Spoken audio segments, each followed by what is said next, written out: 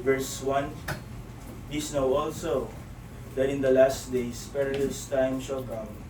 For men shall be lovers of their own selves, covetous, boasters, proud, blasphemers, disobedient to parents, unthankful, unholy, without natural affection, truce breakers, false accusers, incontinent, fierce despisers of those that are good, traitors, heady, high-minded, lovers of pleasures more than lovers of God, having a form of godliness, but denying the power thereof.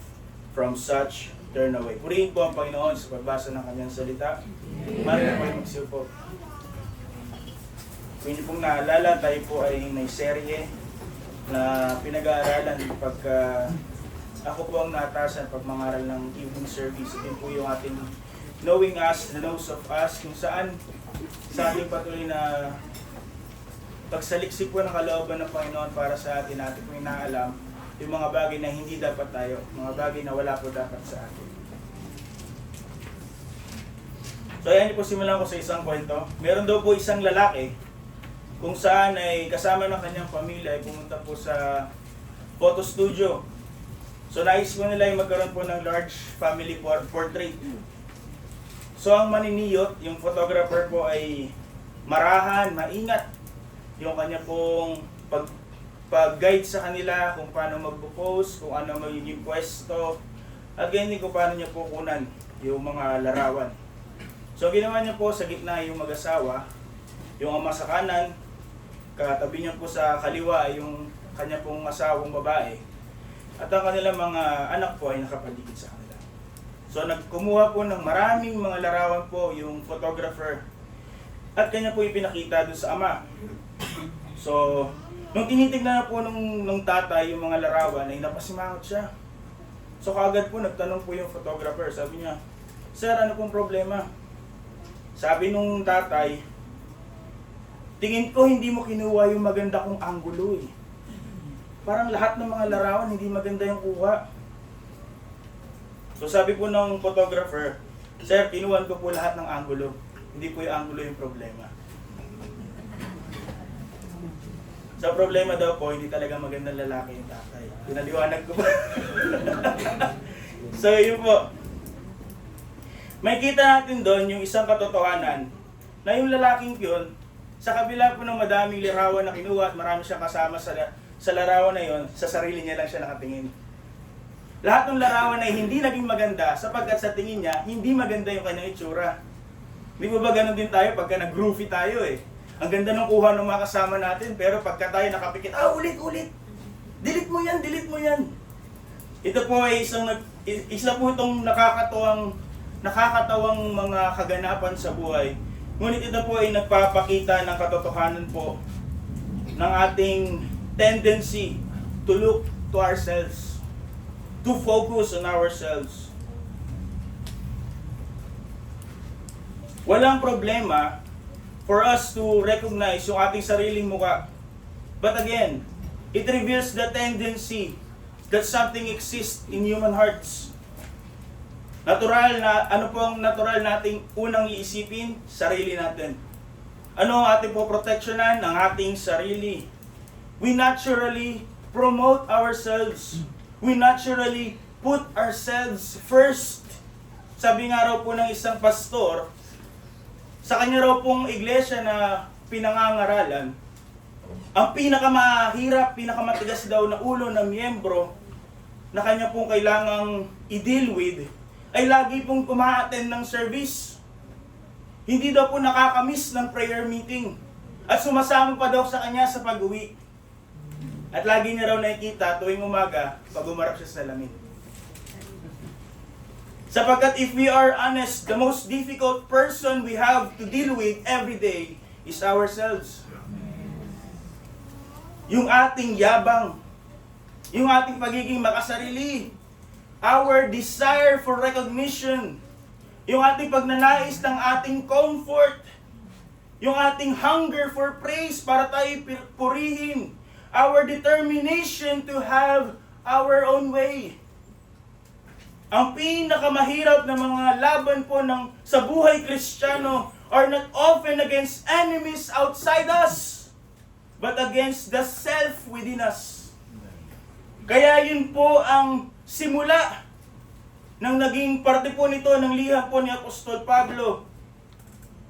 He does not begin ng warning kay Pastor Timothy against the corruption of the government o kaya naman po yung pagbagsak ng society.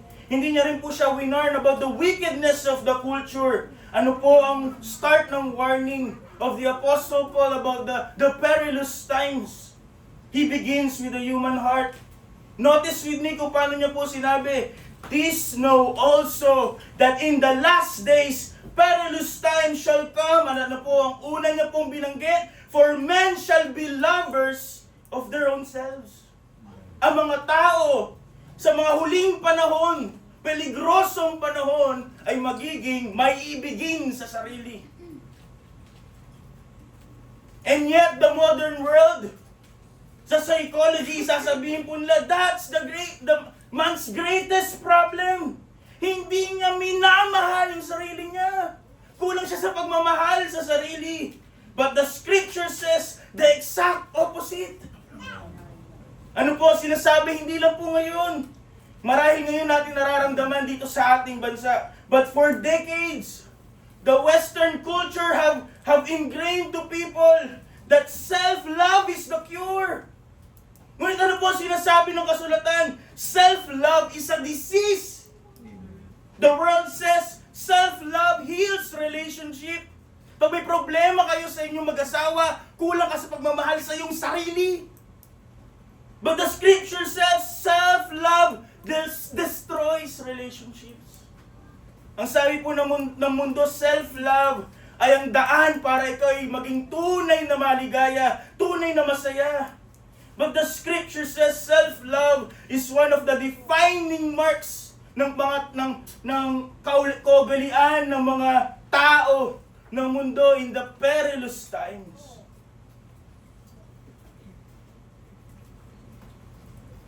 What is even more alarming, mga kapatid, is that the Apostle Paul is not just describing the world outside. Ang babala ni Apostol Pablo ay ang mga taong nakapasok sa iglesia with this kind of culture, with this kind of characteristics. Kanyang winawarningan ng church about these characteristics and these people. So again po sa ating pagdako muli sa the notes of us, tayo po will be looking at the characteristic na hindi po dapat nakikita sa mga anak ng Diyos. And that is the love of self. Pagmamahal sa sarili.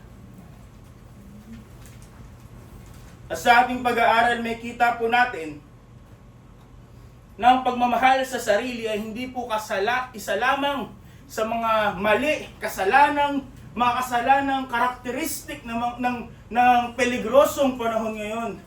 But rather, it is a poisonous root. At kung mula po doon sa pagmamahal sa sarili, grows other sins. We will learn that the answer is not learning to love ourselves more, but learning to love God supremely. Learning to love others sacrificially. At kung paano po, yun po yung example na ipinakita ng Panginoong Hesus.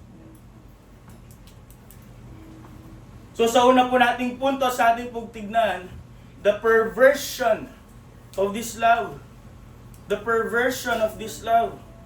Si Apostol Pablo rin po mismo nagsabi sa kanya pong liham sa mga taga-Korinto in 1 Corinthians chapter 13 verse 13 that the greatest of these ay ang pag-ibig, charity. Love is one of God's greatest gifts.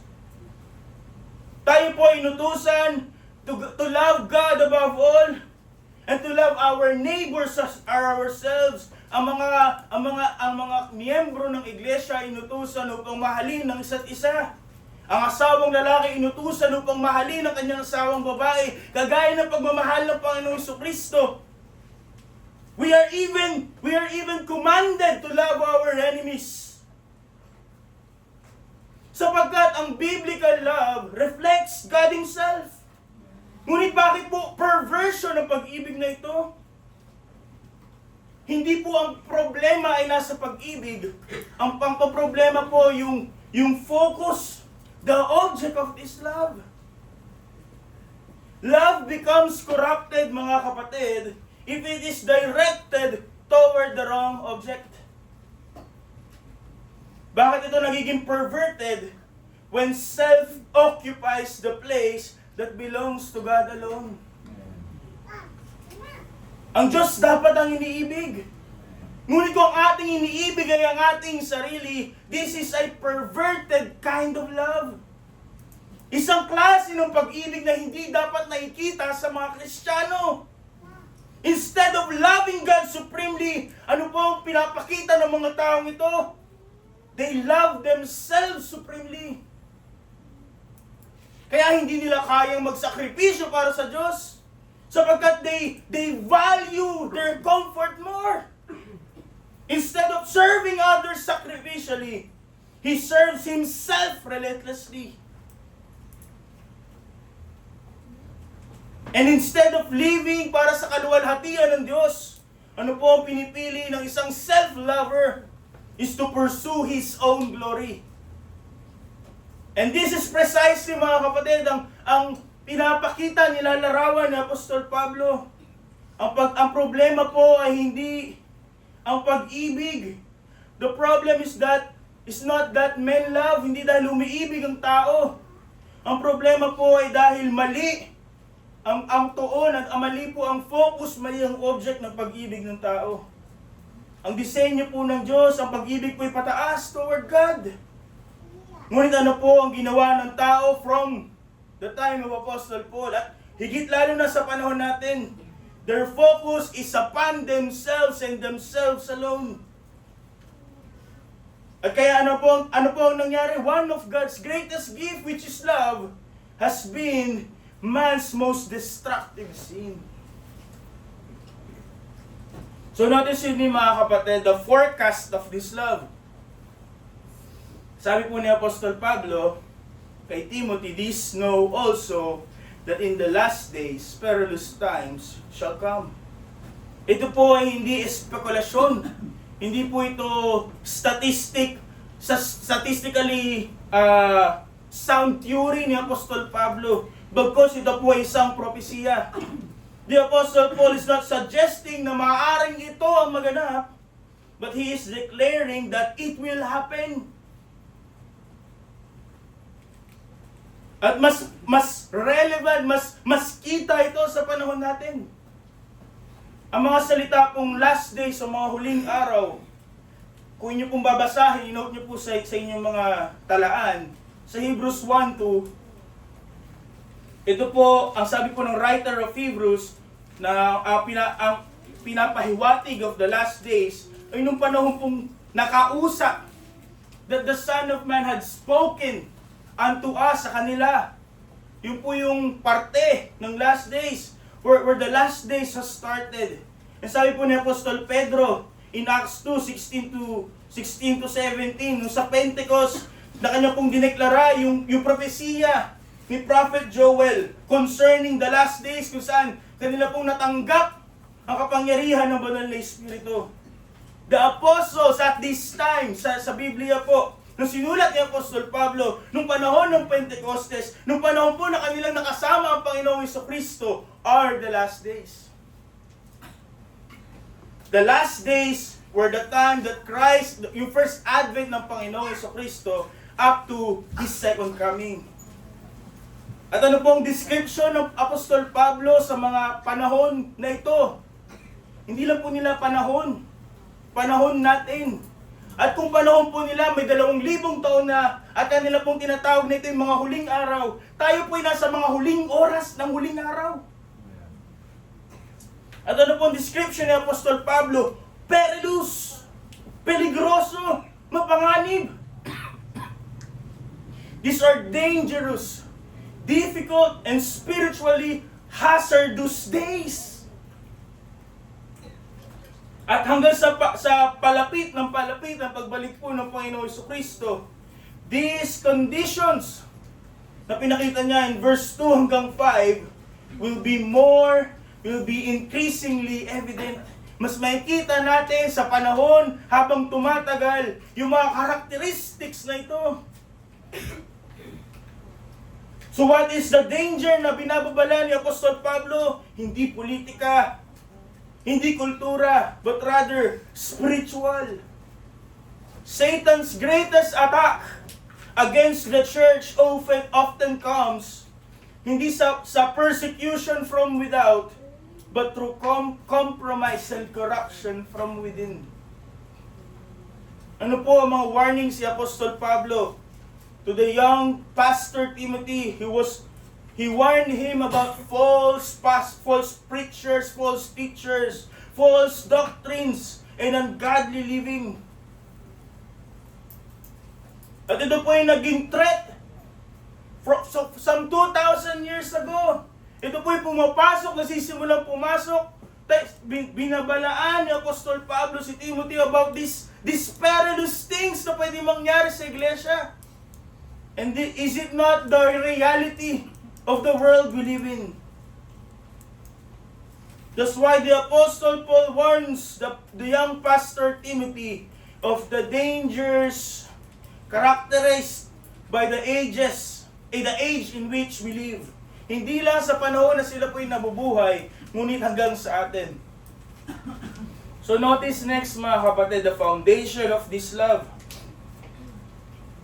For men, tuloy po ng verse 2, for men shall be lovers of their own selves. Ito po yung unang sin, unang karakteristik na pinakita ni Apostol Pablo. Ito po yung mula sa Greek word na philautoi. Nang ibig sabihin, literal, ay umiibig sa sarili. Lovers of self. Sabi po ni John MacArthur, self-love is the sewer pipe out of which all the rest of the garbage flows.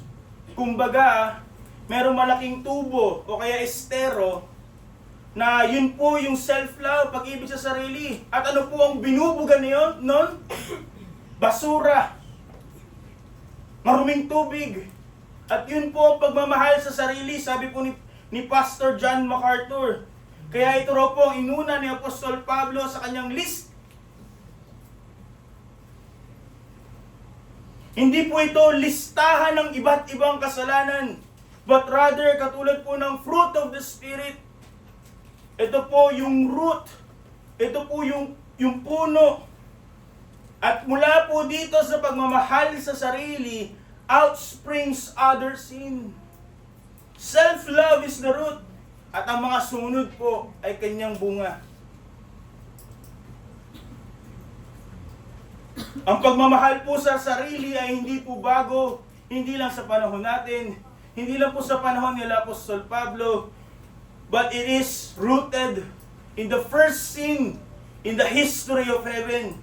Kung saan si Lucifer wanted to love himself more than what he is already receiving.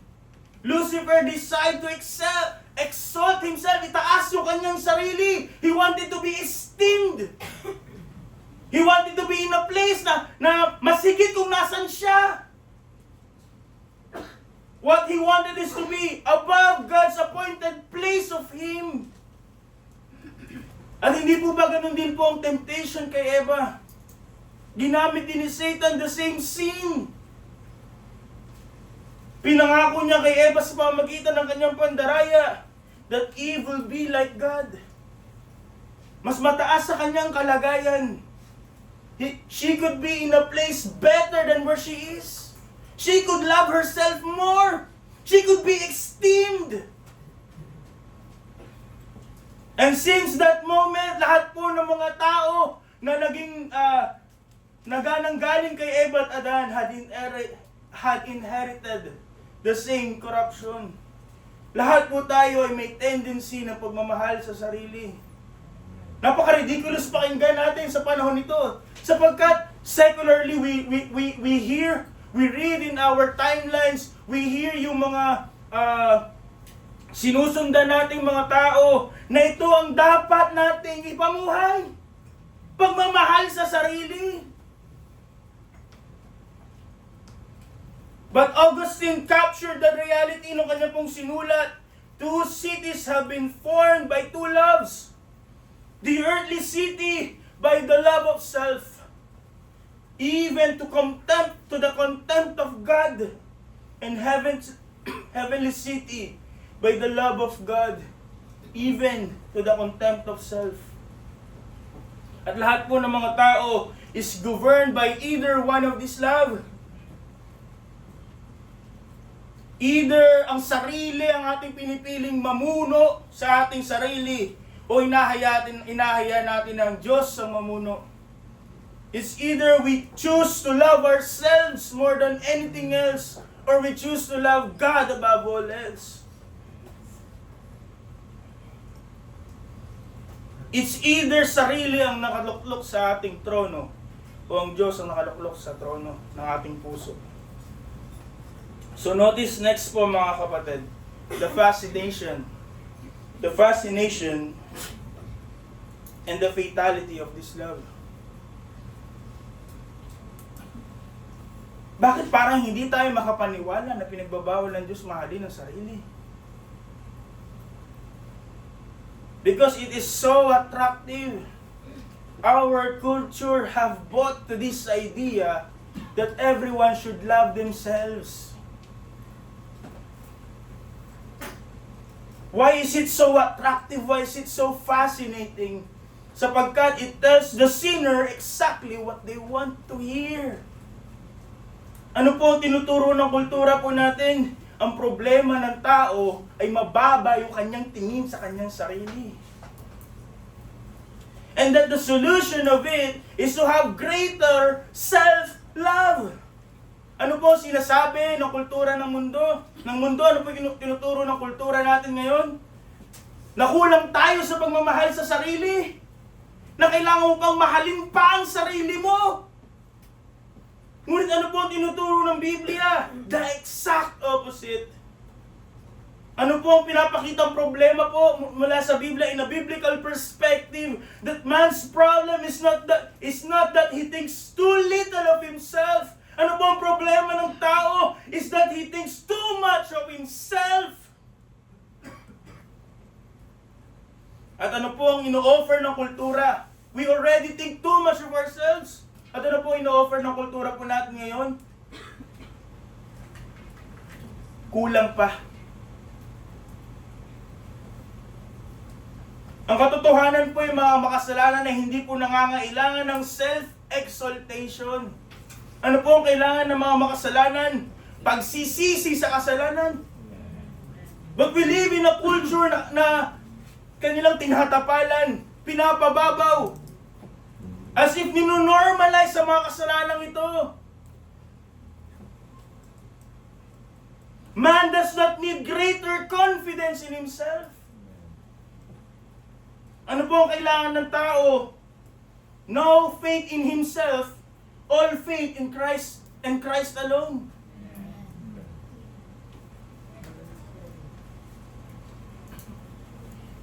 This is why the message of this world stands in direct opposition sa mensahe ng Panginoong Hesus. Ano po ang mensahe ng mundo? Magtiwala ka sa sarili mo. Maniwala ka sa iyong kakayahan. Mahalin mo naman ang sarili mo. Ngunit ano po ang mensahe ng Panginoong Hesus sa kanyang mga disipulo? Sabi niya in Matthew 16:24, hindi niya sinasabi that if any man will come after me, he should have a high self-esteem. Ano po sabi ng Panginoon? If any man will come after me, let him deny himself. Hindi lang mababang tingin sa sarili, kundi kanya pong tatalikuran. Tila baga babaliwalain ang kanyang sarili. And what else? To take up his cross. Again, ano pong ibig sabihin nun? Alam ng mga tao na nakakarinig kay Kristo na pag sinabi pong buhatin yung krus, pasanin yung krus, hindi po ibig sabihin magpatato ng krus. O kaya naman magsabit ng mga palamuti na krus. Bagkus ang ibig sabihin nito ay mamatay. Literally. And what is Christ telling us? Hindi niya sinasabi na kailangan ang mga disipulo ko ay may confidence sa kanilang sarili. Ano po sinasabi ng Panginoon? Kailangan, sino yung mga susunod sa akin, kanyang tatalikuran ng kanyang sarili, hindi lang, kundi papatayin. He will take up his cross. He's ready to die on himself. Only then can that be disciple truly follow him.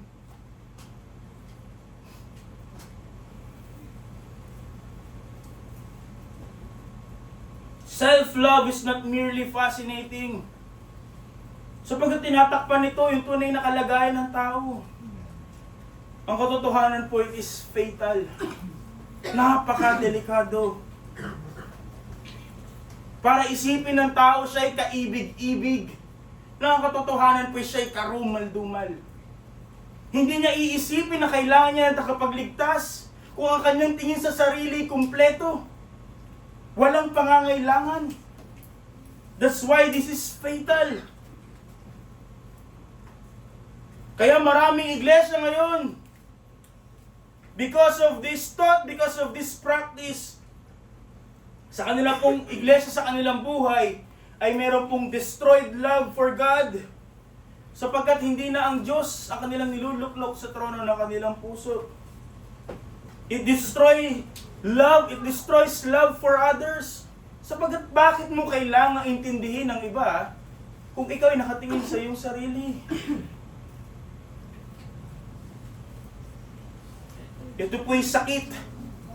Hindi po ito solusyon katulad ng sinasabi ng mundo. Ang pag-ibig sa sarili ay sakit na nagdudulot ng marami pang sakit. And unless it is conquered by the grace of God, lahat, sabi nga po ni John MacArthur, from this sewer pipe, every garbage will flow. So sa mga susunod na parte, may kita po natin the proofs of this love. Paano mo malalaman na ang tao may pag-ibig sa sarili? Nakikita po natin sa mga susunod na parte. Sabi po, simulan natin ulit sa verse 2, for men shall be lovers of their own selves, covetous, boasters, proud, blasphemers, disobedient to parents, unthankful, unholy, without natural affections, truce breakers, false accusers, incontinent, fierce, despisers of those that are good. They are traitors, heady, high-minded, lovers of pleasures more than lovers of God. Ang pag-ibig sa sarili ay hindi lamang po ito inward attitude na tinatago sa puso. Ang taong umiibig sa sarili reveals yung kanyang pagmamahal sa kanyang sarili through his conduct, through his relationships, through his desires, through his priorities. Ang lahat ng mga sumunod na kasalanan po ay hindi po mga random sins na na-observe ni Apostol Pablo in this seeming prophecy na magiging akto, asal ng tao, but rather all of these are rooted sa kanilang pagmamahal sa sarili. Lahat po ito ay manifestation of the same disease. Sabi po ni Thomas Goodwin, isang Puritan, sabi niya po, self-love is the womb in which all sin is conceived. So now, Apostle Paul presents us yung mga patunay sa mga tao that loves themselves. First and foremost, makikita po natin the greed of this love. Ano po? Those who love themselves are covetous. Naging pag-aaral na po natin ito dati. At ang ibig sabihin po nito ay mapagmahal sa salapi. Kung ang isang tao ay punong-puno ng sarili, labis-labis ang pagmamahal sa sarili, money becomes attractive. Sapagkat money will promise him all the comfort that he wants, all the pleasure that he wants. the security, that the influence na kanya pong ninanais para sa kanyang sarili. A self-loving heart is never satisfied. At kung ang tao ay umiibig sa kanyang sarili, it has a continual desire for more possessions, more success, more opportunities, more personal gratification. Hindi po ang problema yung kayamanan. But katulad po ng warning ni Apostol Pablo sa kanyang unang liham kay Timothy, the love of money is the root of all evil. And why do people love money? Because they love themselves. They think they deserve everything. And for them to accomplish that, the means to accomplish everything that they want in this world is money. That's why self-lovers are lovers of money. Next po, makikita natin, boasters and proud. Notice with me the glory of this love. Hindi po ito tunay na kaluwalhatian. Ito po'y kaluwalhatian, ninanais ng tao para sa kanya. From self-desire to possess something, to self-desire to be perceived. Bakit gusto ng isang tao na may mataas na pagtingin sa sarili, to have possessions, to have money, to have influence, para siya po ay itaas, para po siya ay tingalain, para siya po ay kilalanin. Ang ganitong klase ng pagmamahal loves recognition. Uhaw na uhaw sa palakpak ng tao. Ito po ay naghahanap ng affirmation from others. A self-lover wants to be noticed, wants to be praised, and wants to be self-celebrated. So ang taong nagmamahal sa sarili, kung inyong papansinin sa kanilang mga kwento, sila po lagi ang bida.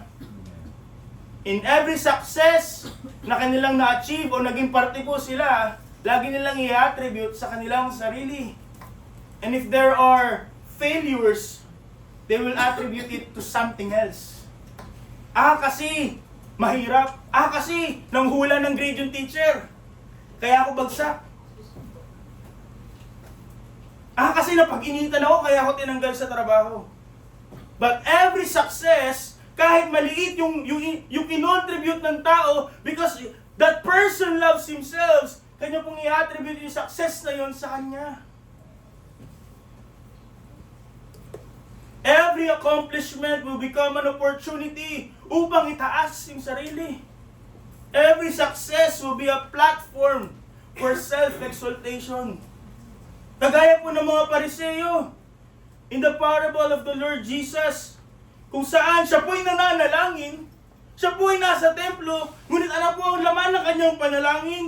Panginoon, salamat, sapagkat hindi ako kagaya niya. Mukhang relihiyoso. Marahil pag tinignan ng tao, mukhang taimtim ang panalangin. Ngunit kahit sa kanyang panalangin, sarili ang toon. Sa pakikipag-usap sa Diyos, sarili niya yung kanyang pinagmamalaki.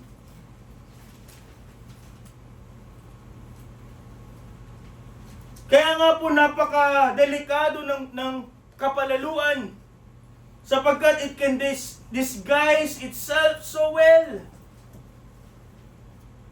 A man can recognize greed, lust, or anger sa puso. May mga tao, pagka nakita po yung tao, may kita nila, sakim yan.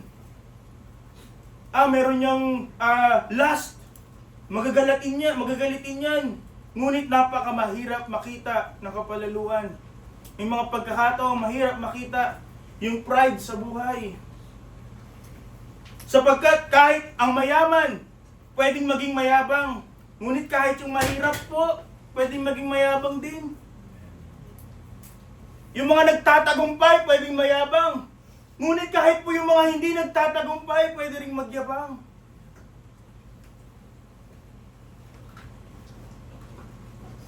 Napakahirap makita. Napakadaling itago. Sabi po ni John Calvin, man is never sufficiently touched and affected by the awareness of his lowly state until he has compared himself with God's majesty. Bakit po ganun ng tao? Kaya nga po ayaw tanggapin ng mundo that they are created by someone because they wanted to be the center of attention. They don't want to be accountable to a God. Gusto nila sila lang. Walang mas mataas, mas magaling kaysa sa kanila. Kaya ano po ang tawag ng secular science, ng natural science? We are the highest form of animals. Tayo po yung epitome ng evolution. That's why they deny God. Because they think highly of themselves. Kahit nagaling sa hayop, sa kanilang palagay, they are still the highest form of animals.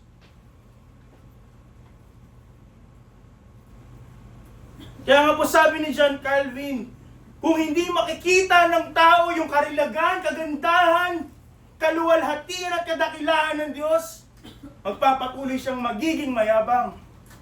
Kaya nga po sa Revelation, the moment na kanilang nakita ng lahat ng tao si Kristo, all they can do is to kneel down and every tongue will confess that Jesus is Lord sapagkat they have physically seen the majesty of Christ. But until then, people will deny it. And people will cling to their pride. Bakit po? Sapagkat ang object of their love is themselves. Kaya lahat ng kaluwalhatian ay hindi nila ibibigay sa Diyos. Ibibigay nila sa kanilang sarili. Kahit pa mga nagsasabing mananampalataya, nakapakadaling ilagay sa kanilang mga post. Soli Deo Gloria. Pero lahat ng yun ay ginawa nila para sa kanilang sarili. Anong kaluwalhatian ng Diyos? Bakit maluluwalhati ang Diyos sa mga bagay na ipinagpalit mo siya doon? Kahit gaano pa kalaking karangalan, kahit gaano pa kalaking possession or treasure ang nakuha mo, kung inuna mo yun kumpara sa Diyos, how can a man say, Soli Deo Gloria? But people will say that. And it is a disguise of pride, as if they are attributing the glory to God. But the truth is, they are saying they are glorious sapagkat kanilang na-reach this milestone.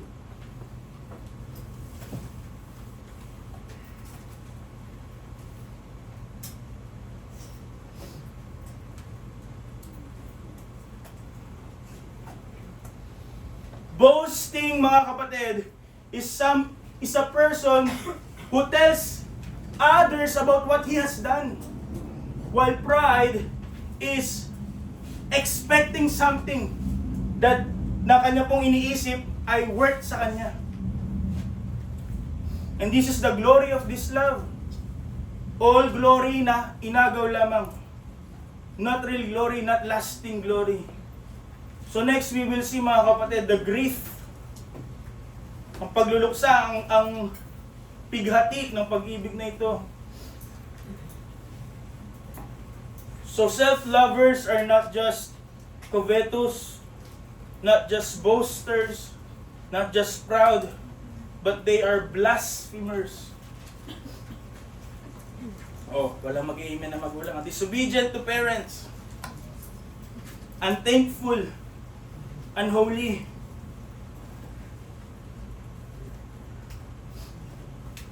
Nagsimula po yung ating pinagtuunan ng pansin, nagsimula po yung listahan ni Apostol Pablo on the corruption, on the desires of people, to the distorted view of self. Ngayon, atin pong makikita kung paanong nilalason ng pagmamahal sa sarili our relationship to others. Ano yung sabihin po ng blasphemers? Of course, first and foremost, sila na nagsasabi, may sinasabi against God. Something that is not true against God. But blasphemy is also true Blasphemy is also when someone uses their tongue as a weapon against others that is made in God's image. Pag tayo pinagchichismisan natin ang ating kapatid na nilikha sa wangis ng Diyos, we are also guilty of blasphemy.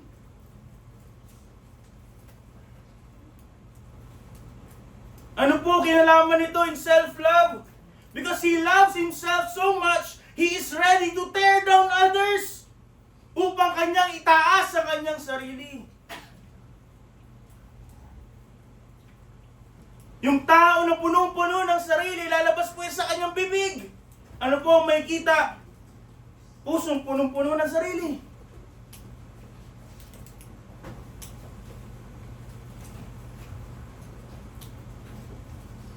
But self-lovers are also disobedient to parents.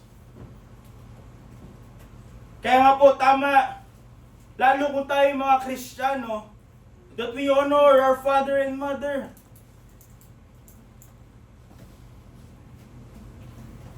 Ngunit ating titignan, napakabigat ng mga kasalanan na pinakita. Ngayon, disobedience to parents, kasama doon. At first glance, it seems out of place. Ngunit ang katotohanan po, this is serious sapagkat hindi lang po ito mere disobedience, but rather, ito po yung puso na rebelde. Magsisimula sa mga bata, rebelling against their parents, wanting their own way. At pag lumaki na po, yung mga teenagers will tell, no one can tell me what to do. Ngunit hindi rin po iba yun sa mga adults. Hindi rin po iba sa mga magulang din. There are also expressions of the same spirit. Hindi nagpapasakop sa pastor, hindi nagpapasakop sa government, hindi nagpapasakop sa mga simple traffic rules, o kaya schedule na pagtapon ng basura. At its heart, ang rebellion po is not just a family issue. It is a worship issue. Bakit po? Sapagkat ang taong rebelde is so full of himself. Sarili niya lang ang kanyang sinusunod. At ang kanyang tingin, walang pwedeng mag-utos, walang pwedeng maging mas mataas kaysa sa kanya. A self-loving person will not submit to anyone.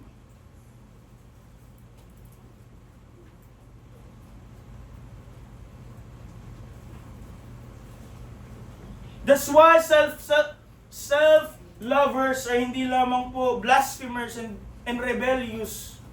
Sila rin po ay unthankful, ingrato.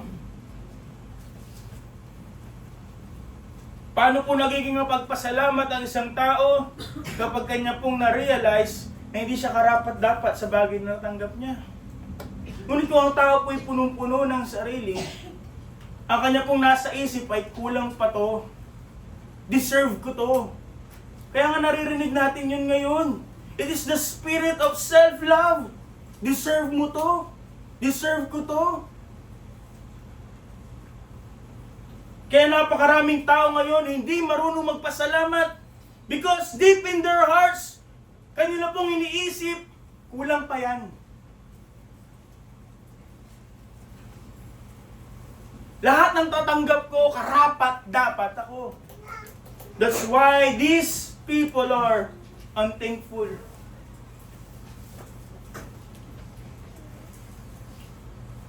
They are unthankful sapagkat lahat ng bagay, lahat ng blessing ay kanilang sinasama sa kanilang expectation. Ano lang tingin nila sa awa ng Diyos? Karapatan nila. That's why people will demand mercy. Kaya hindi nila kayang tanggapin yung pagpili ng Diyos. Because they are demanding God's mercy as if it's their rights.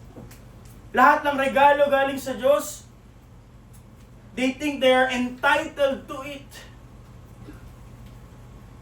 Kaya mga tao, even though lalagay sa post sa Facebook, thank you Lord, pero lahat ng kanyang lakas, lahat ng kanyang kagalingan, lahat ng kanyang husay, ginamit niya sa ibang bagay. Para makuha yung ibang bagay.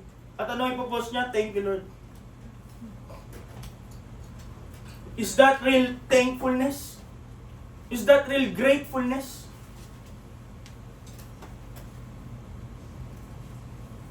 Nawawala yung pagpapasalamat sapagkat yung tao mataas ang tingin sa sarili, tingin niya, deserve niya lahat.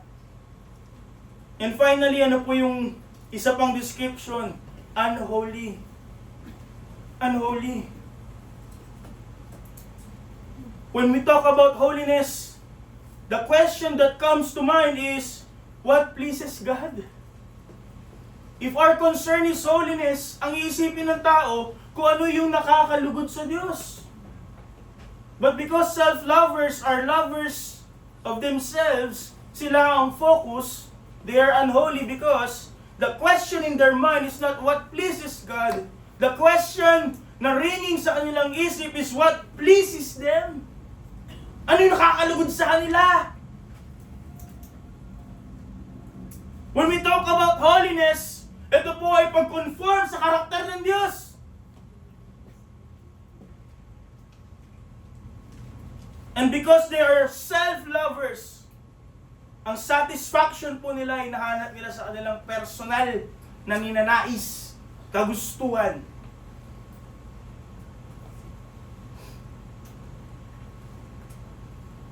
Ito po ay kalunos-lunos na uri ng pagmamahal sapagkat it defiles in every direction. Nakita po natin, it corrupted the speech of the person. Kaya niyang mang-blaspheme of God and those who are created in His image. They are rebellious against authority. Wala silang pagpapasalamat sapagkat sa tingin nila, they deserve everything. And they refuse holiness. They refuse kung ano yung nakakalugod sa Diyos. And what they choose is kung ano po yung nakakalugod sa kanila. Next mga kapatid, the gutting of this love. Sa verse 3, ano po yung description ni Apostol Pablo? They are without natural affection. They are truce breakers. They are false accusers. So pinapakita po ni Apostol Pablo ng mga una, not just damaged relationships because of blasphemy, because of rebellion against parents, because of ingratefulness, because of choosing personal desires over the desires of God. Hindi lang po watak, hindi lang po wasak, kundi completely destroyed relationship. Ano po yung ibig sabihin sa without natural affection? Yung natural affection, ito po yung tumutukoy sa natural na pagmamahal po ng isang pamilya. It is the natural love into you na nilagay po ng Diyos sa tao when it comes to human relationship. Kung saan ang pagmamahal po, natural na pagmamahal ng magulang sa anak at hindi po ng anak sa magulang, ng asawang lalaki sa asawang babae. These are all natural. These are all tinalaga ng Diyos. Dinisenyo ng Diyos. Kaya nga po di ba may mga sinasabi, lukso ng dugo. Kaya nagsasabi di ba na iba yung pakikitungo that blood is thicker than water. Because mayroong natural affection na tinalaga, dinisenyo ang Diyos sa mga tao. But because of these self-lovers, ano po makikita natin sa West? Ang mga bata, handa, gustong-gustong humiwalay kagad sa magulang.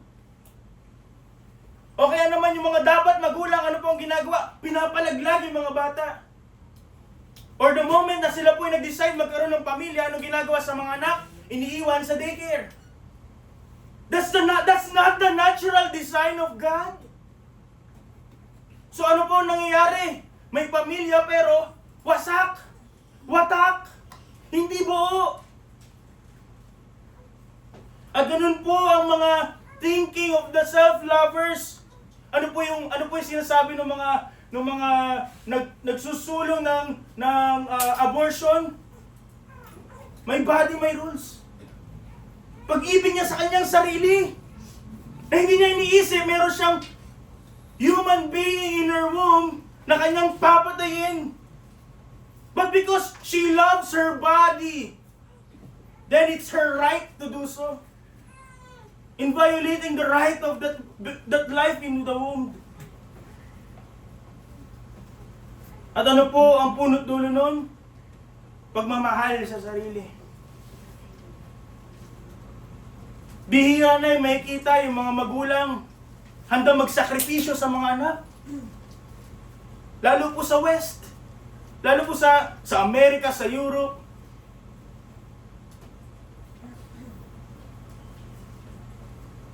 Ano na po ang namumuno sa kanilang buhay? Interest. Self-interest. Mas malakas ang tulak ng self-interest kesa sa family affection, sa pagmamahal sa pamilya. Not only that, self-lovers are truce breakers. Maaaring mayroong mga pangako o kaya naman hindi sila yung mga tao na hindi makikipag-ayos. They are people who refuses reconciliation. Pag sila po, even though sila rin ay nakasakit, ang kanilang focus ay sila po ay nasaktan. They cling to offenses. They nurture bitterness. Sila yung mga klase ng tao na hindi magbibigay. Hindi magpaparaya. Sapagkat siya po ay nasaktan, siya ay naagrabyado. They would rather preserve an argument than restore a relationship. Sapagkat po ang puso ng umiibig sa sarili will refuse to see the wrong things that it has done. At ano po ang focus? On being wronged. Not only that, there are also false accusers. Ano po ang Greek word? Ito po ay diabolos. The very word na ginamit sa pangalang Satan. The devil is the accuser. At ano po ang karakter ng mga tao in this time? Ano po ang karakter ng mga self-lovers? They are the same as Satan. Katulad ng sinabi natin, di ba, lalo sa BPO siguro, na handang magsiraan para lamang umangat. Ilaglag yung iba para sila ang tumaas. Hindi na lang yung nakikita sa mga palabas. Bagkus isa na tong katotohanan. Yung mga nagpapakalat ng mga kasinungalingan, mga half-truths, upang itanyag yung kanyang sarili. So notice mga kapatid, the progression. Previous sins damage relationships. At ano po itong mga kasalanan ito? It cut them entirely. It hollows relationships entirely. Kaya marami ngayon estranged.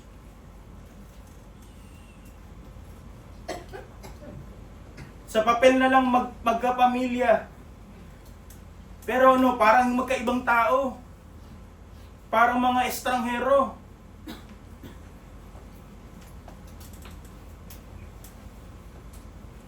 And that's why we say, this love guts. Ano sabihin ng guts? Pag nilinis yung isda, kinukuha lahat ng laman loob para siguradong patay. This love guts the very relationship na dinisenyo niya ng Diyos para sa tao.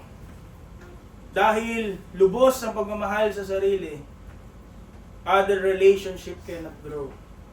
Hindi lang cannot grow, they are even willing to cut them off.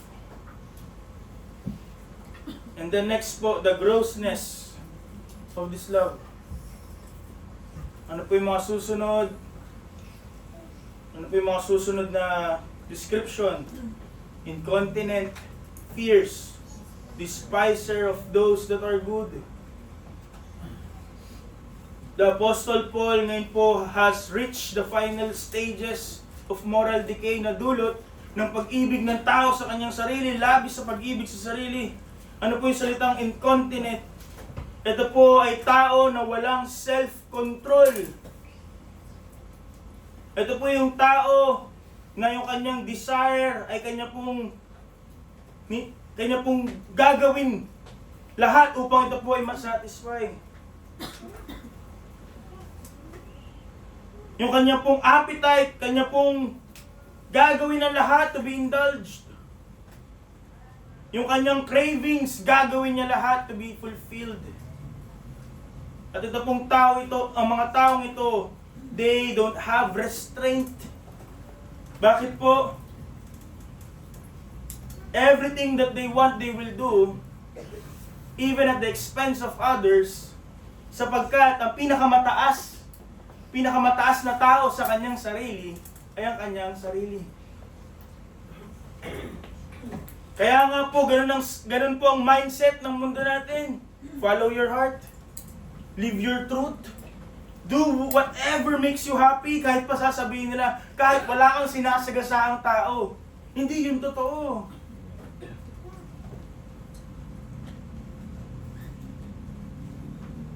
Ngunit ano po ang panawagan ng Panginoon sa kanyang mga alagad? To deny themselves.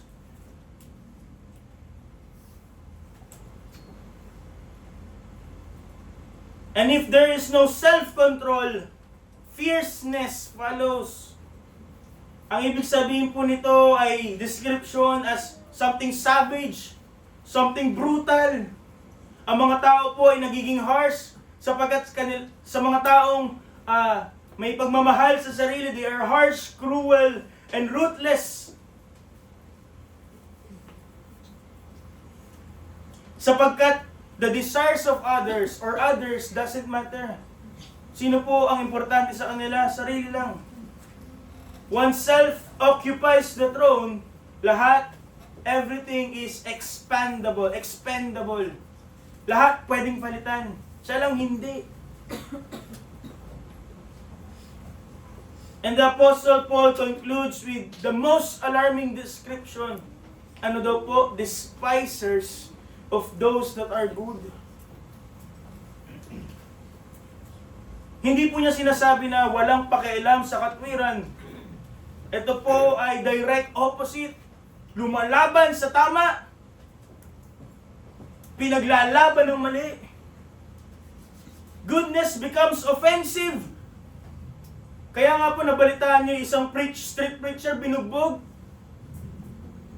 Because he is exposing sin. And these people are despiser of the things that are good. Pag tayo po ay nangaral tungkol sa kabanalan ng Diyos, sila po ay maiirita.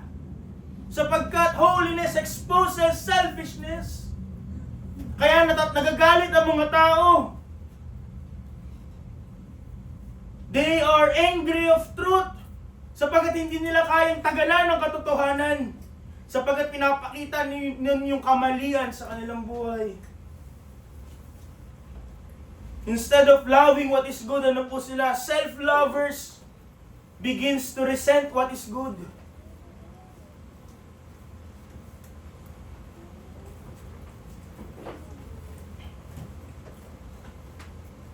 Kaya pinaglalaban nila yung kanilang karapatan upang for abortion, tinatago nila sa reproductive health because they are despiser of things that are good. Kahit ipaliwanag mo, ipakita mo that is murder, brutal murder of life in the womb. Sasabihin nila, yan ay clump of cell. Hindi pa yan tao.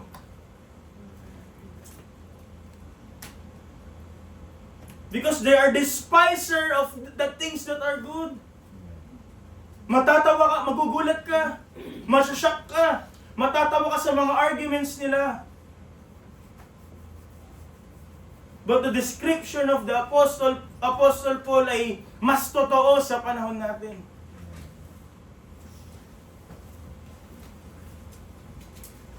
Galit sila sa mga lumalaban, sa mga katuruan tungkol sa mga LGBTQ++.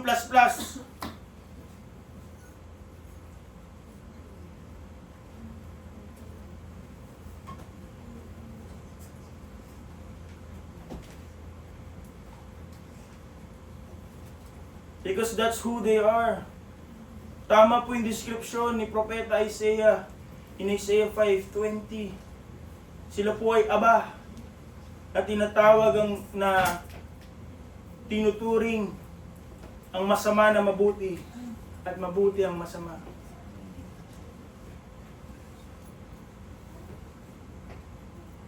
So next mga kapatid, notice with me, third point, the pervasiveness of this love.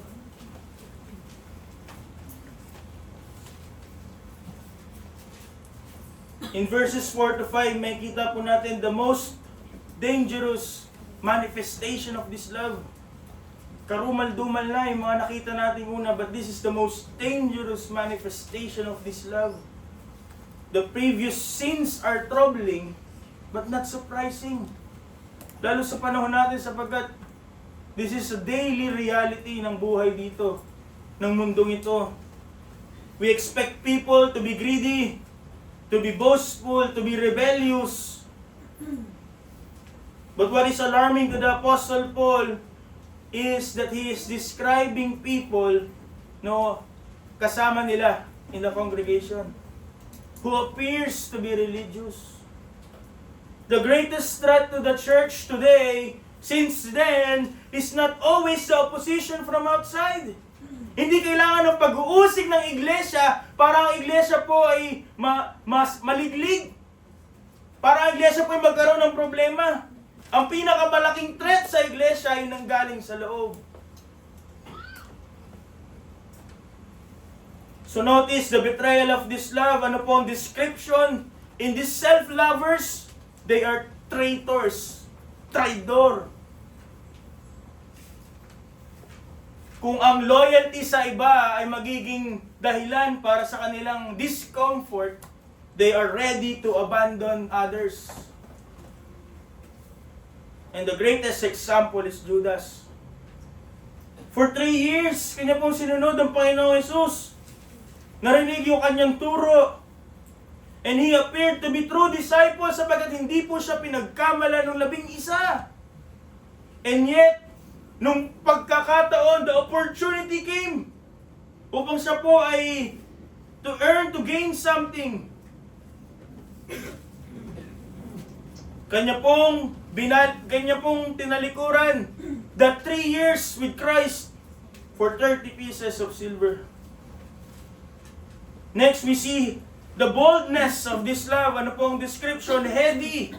Ang salitang po ito ay nagpapakita ng recklessness o pagiging impulsive ng isang tao na susugod without restraint. He acts before he thinks. He speaks before he listens. At ang mga taong nagmamahal sa sarili refuses correction.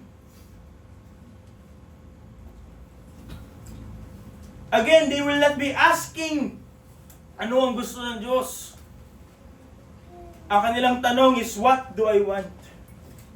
Ang kanila pong confidence ay wala po sa karunungan ng Diyos, bagkus sa kanilang recklessness, in their own judgment. Kaya mga tao ang hirap i-correct, sapagkat ang taas ng tingin sarili, as if they are the only source of truth.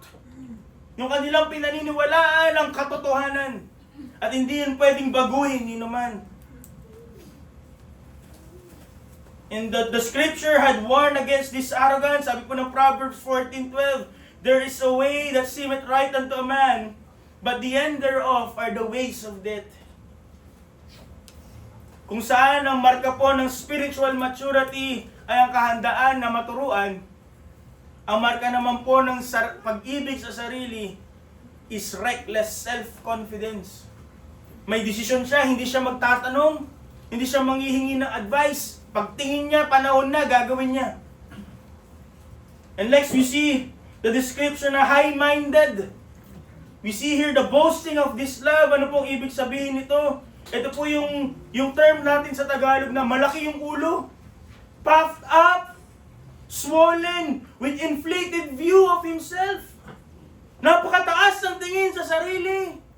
Na parang siya sa kanyang umiinog ang universe. Pag meron siyang narinig na hindi niya gusto, magre-react. Dapat lahat ng tao ay aayon sa kanyang gusto. Sapagkat sa kanyang tingin, siya ang sentro dapat ng lahat.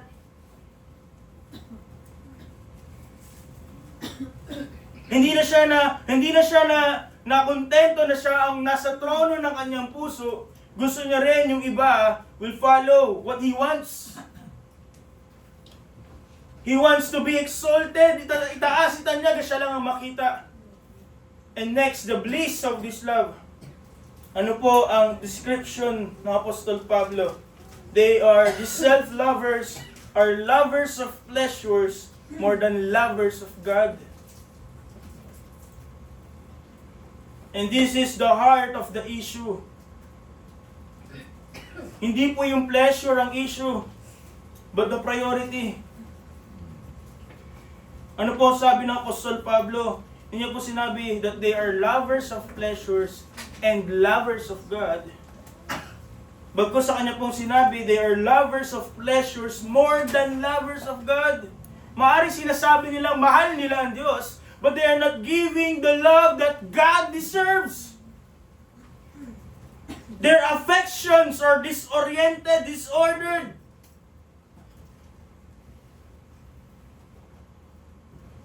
Kung ano yung dapat sa Diyos, kanila pong ibinibigay sa iba. Sino dapat ang niluluwalhati? Sino dapat ang nilulugod? Ang Diyos. Ngunit ito po yung mga tao that are willing to give it to others.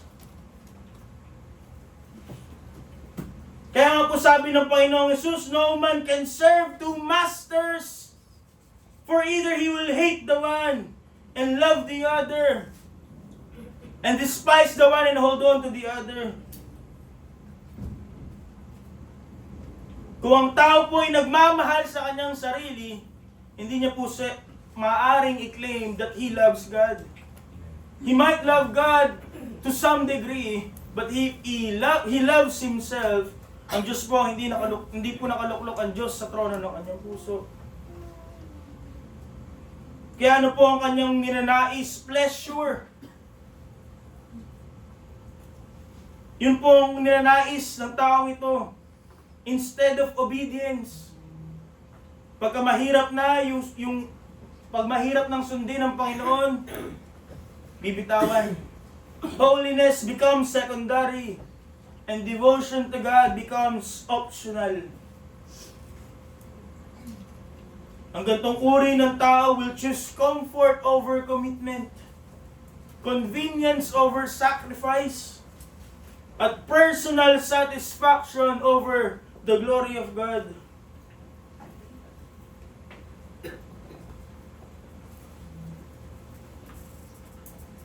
And we see here the ultimate difference ng mga tunay na mananampalataya at hindi.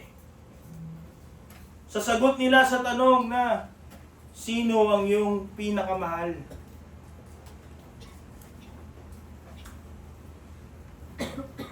And lastly, mga kapatid, the burden of this love.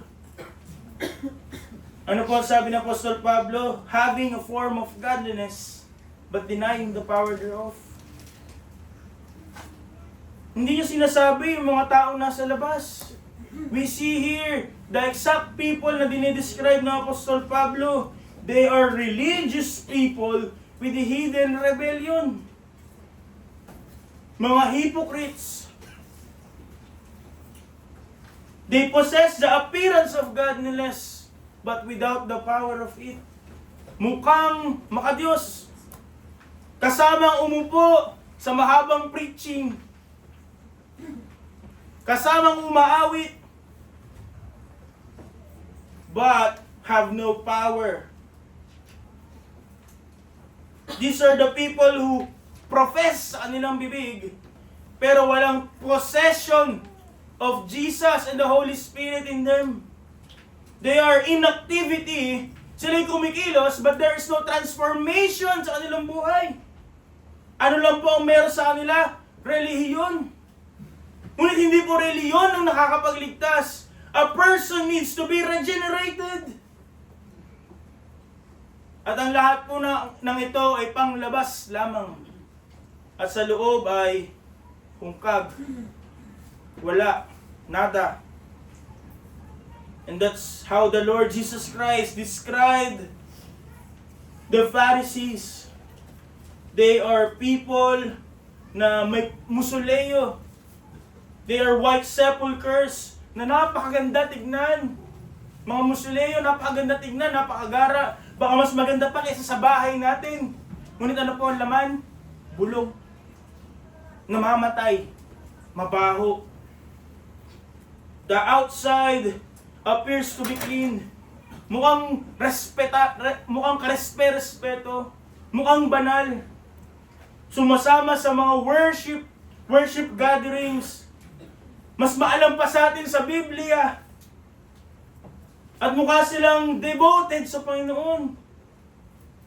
Ngunit ang katotohanan ay patay spiritual. They are beautiful sepulchres hiding rotting corpses. Ang appearance ay righteous. But the truth is, sila po ay still sinners in condemnation.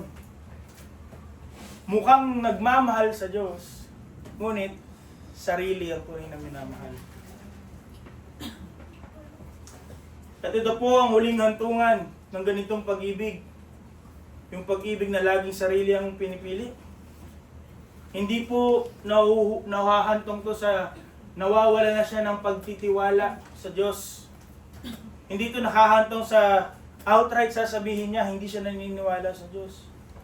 What is the end? That's why it's fatal. That's why it's dangerous. Kaya po tayo sinasabihan ni Apostol Pablo to turn away, sapagkat ang haling hantungan po of this love is counterfeit Christianity. Mukhang Kristiyano, pero hindi. Mukhang papuntang langit, pero hindi. Yun po ang trahedya ng mga taong nagmamahal sa sarili. They're only willing to wear a mask, but they are not willing to bear the cross.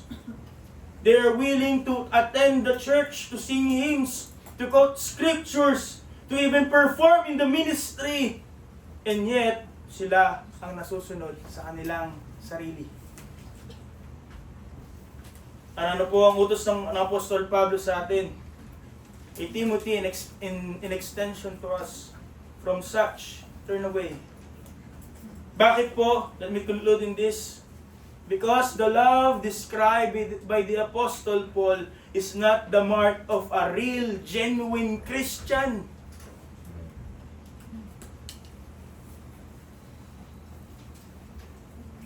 Lahat ng mga kasalanan na ito, lahat po ng mga description na ito is rooted upon yung pagmamahal sa sarili.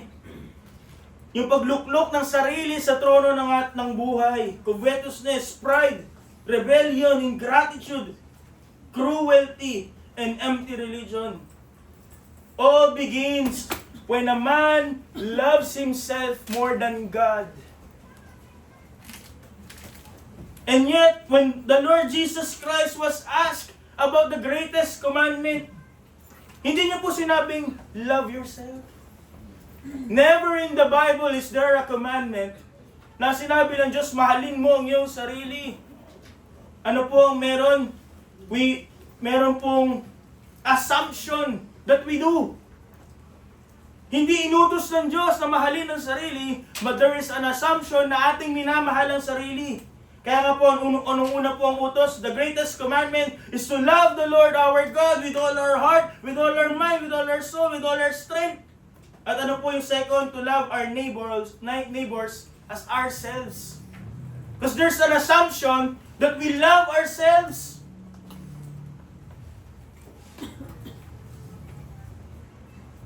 Ano na po ang order? Love God first, and then love others. Hindi sinabing mahalin ang sarili kagaya ng pagmamahal sa iba, but rather, the opposite. At ano po, huli ang sarili. Bakit ganong klaseng pagmamahal ang tinuturo ng Biblia? Bakit hindi na lang katulad ng pagmamahal na nakikita natin sa TikTok, sa Facebook? Because this is the exact kind of love that the Lord Jesus Christ has manifested. No greater love than this, that a man laid down his life for his friends. Walang makakapagsabi sa atin na merong taong mas umibig sa atin kaysa sa pag-ibig ng Panginoon. No one had ever loved us more selflessly than Christ did. Si Kristo, who deserved all glory, what did He embrace? Your cross. The one who deserved worship endured rejection. At siya na nararapat mamuhay ay namatay para sa atin. Bakit? Because He loved the Father. He submitted to the will of His Father. And because He loved His people. Enough to die for them. To die for us. Kaya kung ating maririnig muli, paulit-ulit, mula sa mundo, that we need to love ourselves. Look at the cross. The gospel tells us that Christ loved us more than we could ever love ourselves. Sino sa atin ang lilisan ng langit para sa ating sariling hindi naman kaibig-ibig? Who among us would bear the wrath of God for ourselves? Hindi nga natin gusto yun eh. Kahit karapat dapat tayo dun. Who among us would willingly die for our enemies? Wala sa atin. Yet Christ did that for us. Amen. Therefore, the answer to this love, self-love, is found hindi sa pagtingin sa ating sarili, but it is found in looking unto Christ. Sabi ni Apostol 1 in 1 John 4:19, we love Him because He first loved us. Ang tunay na nakatanggap ng pagmamahal ni Kristo will love Him because He first loved us. Ito po ang milagro ng nakaligtasan. The Holy Spirit takes our eyes off ourselves and fixes our eyes upon Jesus. Kukunin niya yung mga pusong captivated by ourselves and will teach us to love our Savior. So the challenge for us today is to examine our hearts. Be honest to ourselves. What do we truly love most? For the unbeliever, makita natin, he will stare into a mirror. Ngunit sa mga tunay na mananampalataya, he will look unto Jesus. Ang panalangin ko po is that God to fill our hearts, sa ating mga puso, ng pagmamahal from the Lord Jesus, that there remains no room for self-love. Kung tayo po yung mga tunay na mananampalataya, ang klase ng pag-ibig na ito hindi dapat makita sa atin. Ito po ang salita ng Diyos. Tayo po ay magsitayo.